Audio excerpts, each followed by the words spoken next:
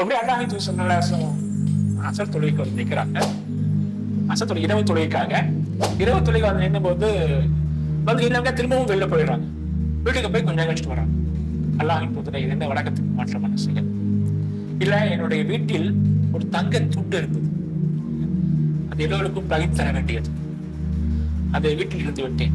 முகமதுவின் வீட்டில் ஒரு தங்க துண்டு இருக்க இரவை அவன் கழிக்க நிலை வந்துவிடக் கூடாது அல்லவா, அதனால போய் அழைத்து அல்லாஹ் சொல்லி ஒரு முறை பைத்துல்மாலுடைய சில நாணயங்கள் தங்க நாணயம் எல்லாரும் இருப்பாங்க, கொஞ்சம் நாணயங்கள் மிச்சமாயிருச்சு, அது அப்படியே இருக்கு பள்ளிவாசல்ல.